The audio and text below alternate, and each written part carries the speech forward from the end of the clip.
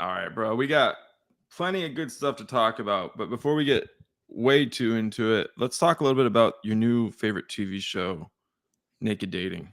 No, Dating no, no, Naked. no. Okay, all right.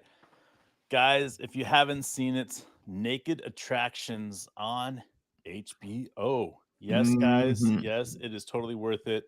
I get quite excited about it. Just ask my wife. Anyways, good times, guys. Naked Attractions, HBO.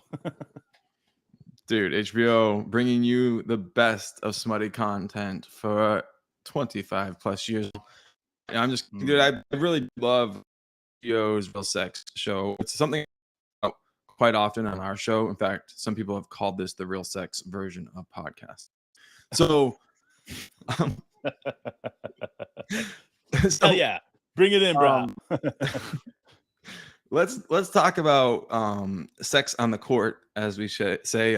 We'll go Jalen Williams today. Jalen Williams is the subject of the sex on the court talk. He so ESPN put out this little article, Dave. All right, I'm pulling it up as you talk, so keep on going. Okay, and there's something I want to like. What's up, Milani? I want to talk about real quick. So Williams averaged 19 points, 5.6 rebounds, 4.2 assists, 2 steals, and 1.3 3-pointers a game over a 25 game from February 7th to the end of the season, shooting 55.1% from the field and 89.4 from the line. Damn, dude. All right, so we're talking about 50 for 55 from the field and almost 90 from the line. So that's two of the big three when it comes to 50, 40, 90. Okay. On top of that, like I said, 19 points a game over 27 games, dude. Well, everybody get the fuck out of the way. This is Jalen Williams' breakout year. All right, let's just go get into this for a second, because we talk about it every year. We talk about the developmental aspect for each of these players. You look at Shea, just before last year, his breakout year. You get to the second half of the season, the last 20 something games, 25 games, you saw a different Shea from the first 50 games of the season, 40 games of the season, right? True. So it's the same thing with Jalen Williams. You see these players that are able to step up, and especially when the games are on the line, and that's what J-Dub did. He stepped up when the games were on the line, and you see that, and you're getting into it, and you start recognizing the only way this happens, right, is the cohesiveness between the coaches and development with each of the players. We've seen it with J-Dub. We've seen it with Lou Dort. We've seen it with Josh Giddey now. We're seeing it with Shea. Like, we're seeing it with every single one of these guys. Every one of them has an opportunity to develop their game into something special. But right now, we're looking at J-Dub because he's there. Now, we don't know what Chet can do, but I know that with an extra year under Coach D's guidance, that he's going to be a much better player than he would have last year coming out as rookie. So this has been really good for him for a development aspect. But for me, I'm looking at J-Dub, and you're right, man. If there's a player that I think that could be the second all-star on this team this year, and it would be a complete surprise for the NBA, I think J-Dub could be that player. And the only way that would happen is if we were a top-tier team. Yeah, I mean, like, he couldn't do it with averaging less than 24 a game. Like, he's not going to get in as a second all-star on our team averaging 21. I don't think. I think for him to be taken seriously, our team has to be damn good, like you're saying, and he needs to be putting up numbers that right now seem a little bit crazy, like 24, which is, by the way, right around what Ant was doing. But I don't want to get into comparing them to. That was the summer. No, but I'm glad you did say something about that, because you got to look at it like this, man. We said last year, and people called us fucking crazy. Crazy. We were When called we fucking said that we crazy a would lot. rather have J-Dub on our team than Ant. And I, same age. And the only reason that like I even bring this back up is because it goes hand in hand. Would you rather a $250 million man right now, or would you rather J-Dub, who is going to be, what I think would be a 20, 40, 90 guy? Yeah, 50, 40, 90. 50, but 40, 20, 20 points a game, 25 points a game. He's going to be that. Like, you can look at the different aspects of this game and you can say, okay, who's going to be the second best scorer on this team? Who is better than everybody else when it comes to the ball in their hands? Yes, I love Chet, right? But let's just say Chet becomes that lockdown defender for the first 3 years of his career. And that's what he focuses on. That means J-Dub is consistently getting better on that offensive side, just like Chet will. But if the shots are going more to J-Dub's side, because in my opinion, at this point in their careers, J-Dub should be getting the ball, almost every third time down the court. Oh, for sure. And it's because I trust in the system. And if you look at that, he deserves to have 20 plus shots a game. If he's taking 20 plus shots a game, and you're seeing what he did last year at the end of the season, last 27 games, and he's taking 20 shots a game, that means he will be averaging 24 plus points a game. I mean, there's that many open shots within our offense. Like, we have that many great players and passers and playmakers. But like, let's take it like kind of like an abstract look at this and just say, like, remove the Thunder elements, remove the Jalen Williams elements, remove just the fact that we like him, and say, on paper, you saw this player as a rookie, the second half of his rookie season, he put up numbers like that. Okay. And then we've seen a complete transformation in the summer for his body. How? Like, why do we see it? Because he's a honed in NBA pro right now. Wrong. All right. I love saying that to you, by the way. I don't get to say it long. I'm very much to you. Next thing, tell me why I'm wrong. All right. It's because of this, man. You look at the person behind everything that's happening in Oklahoma City with the player developmental aspect right now, and that's Coach Degnan.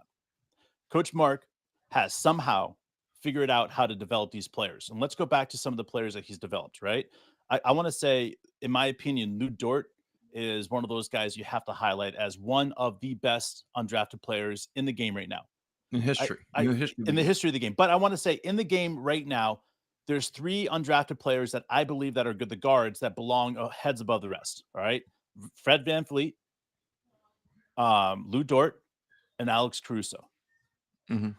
2 of those played for Coach D and were played in the system of Coach D. Right? There you go. Yeah. They developed. Now, Alex Caruso didn't play as much. He only played 10 games or 6 games in that G League.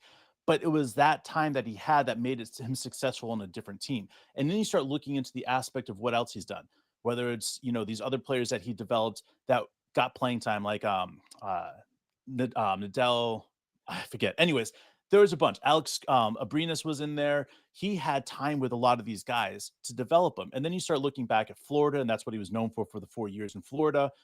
Connecticut as the video video guy, he was able to find things. You start understanding that Coach D is an elite person in this NBA, elite coach in this NBA for developmental aspects. Like, he's a year younger than me. He's your age, Mark. And he's been able to figure out how to pull all the success out of each of these young men. And then you start seeing that he has done this with Shea now, right? What up, Caleb? He's done that with Shea, right? He's done that with Josh Giddey, He's done that with Jay Will. He's done that with J.R. Ree. And you start seeing all these players that he's had time to develop, and it's so next level. Everything is so different than it was before. And that's why it's better watching this team with somebody that truly knows how to develop the players. And I'm not saying, Coach Donovan doesn't know how to, but Coach Donovan stayed to his 7 guys that he had on the bench, right. 5 starters and 2, maybe 3 guys coming off the bench. Like Coach D is not like that. He understands that you got to have 15 players that can play and rotate and move in and out. And I think that's one of the things that when I'm looking at him and I'm saying, you've got to understand where Coach D came from and the aspect of why he is the coach he is and where he's going to be. I mean, it's a whole strategy idea. If you develop these players and using analytics to develop them, you're going to get more out of them. I mean, think about, has there ever been players that have been 50, 40, 90, 2 of them on one team? Yeah, teammates, right? That's what we're talking about, the possibilities. And it's the consistency that he's doing with every player. Like Josh Giddey, look at what he's done with Josh Giddey in just 2 years.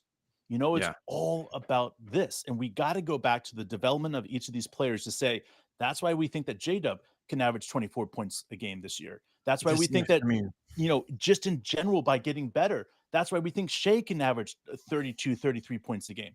And everybody's like, wait a second, guys, you're going crazy with these numbers. You can't, because there's only a certain amount of shots. You're right. But if you're trying to shoot 100+ shots a game, that means there's going to be plenty of shots for fucking everybody.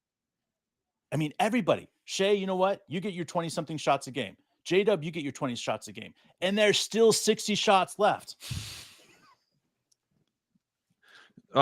Dude, jumping back to what I was saying about J-Dub, if it wasn't J-Dub, if it was somebody else who went through what I just mentioned, 19 points a game, second half of the season, and then transformation, like, would we be hesitant to claim it like that? You know, would we be scared to say, like, yeah, he can go to 24, he can basically be an all-star? We wouldn't. I think people are a little afraid because they love this team. Oh yeah, why not? Like, be afraid though. Yeah, I mean, seriously, like, I look at Jesus Christ, I don't even know who wrote this article. Let me pull it up right now. It said that Oklahoma City is going to get 11th in the West this year. This was written 2 hours ago, by the way. They said with the addition of the number 2 overall pick, Chet Holmgren, from the 2022 draft, they were able to reach 40 and 42. All right. Now, what he's saying here is kind of legit in the aspect he's using numbers to back what he's saying up. But, you know, I hate what he's saying, but he's saying that any team that goes 16 wins always loses 0.4% less games the following year. So if they go 16 wins the next following year, the Oklahoma City Thunder aren't going to drop 0.4. If anything, they're going to go up at least 10 games, and you're going to be looking at a 50+ win season. And then you start looking at the rest of the West. How many West teams are going to have 50+ win seasons? And that list is pretty fucking small. dude, I agree. Dude, Caleb, we're doing a short one today, so I apologize, buddy. Oh man, I didn't even read that he wrote something, man. My bad. Yeah, guys. I'm not looking at the chat. Onk, what's up, buddy? Moani, appreciate you, man. I'm ready for it, dude. I think when people say Buckle that this team isn't going to be very good, it shows you the ignorance and the idea that you got to look at a team from top to the bottom. You got to look at the GMs. You got to look at the assistant GMs. You got to look at the coaches, the assistant coaches, the shooting coaches, the player developmental coaches, right? And then you got to look at everybody that's in place. Like, if this team only had 5 or 6 good players, then I would be like, yeah, we're still not there yet. But this team is truly 15 players deep. Like, if we're looking at, Trey Mann, who was, let's say, 8th player last year on the team, right? Like, this next year, he's going to be player, 13, unless he steps shit up big time. And for a player of Trey Mann's caliber to drop 5 spots just because we got better is insane. And I think that's what it's going on, is like, we're doing it. Jared, what's up, buddy? Dude. And you know what? We talked a lot about second-year players. Like, we got a lot of expectations for J-Dub, and we're hoping for a lot for Chet. But watch out, guys, for Ousmane Dieng. Watch the fuck out for Ousmane Dieng. Seriously, why don't we talk about Ousmane Dieng more? The reason is because the second half he got injured. But and he's had some injury trouble. But he was the youngest player on the team. Like, dude, could you imagine taking that level of physical? Because he played NBA games. I mean, he's done it when you were talking like 19 years old, and you're not like Josh Giddey. You know what I mean? Like, you're like figuring the game out, like Ousmane is. Like, yeah, dude. Like, it's pretty incredible. I'm a huge fan of what he brings to the table. And I'm, like I said, dude, Monday, we're going to be watching that game against the Spurs. I hope everybody can jump on live with us. Hell yeah, dude. We'll all be locked in for this preseason and going into the season. Off-season's been wild, man. It's been crazy. It's been insane, and it's not done. I mean, we're really not done with the season yet, or the beginning part of the season, because players are still going to be traded. The West will not look like it is currently. Some teams are desperate right now to stick up with the changes that have been made in the West. So, be fun to see, man. So what are we gonna do, bro? We're gonna for the watch parties. If you guys are around, like, let's get some call-ins going. Let's make this fun. Let's make it last all night. Call-ins, and please, if you call in, have something to drink.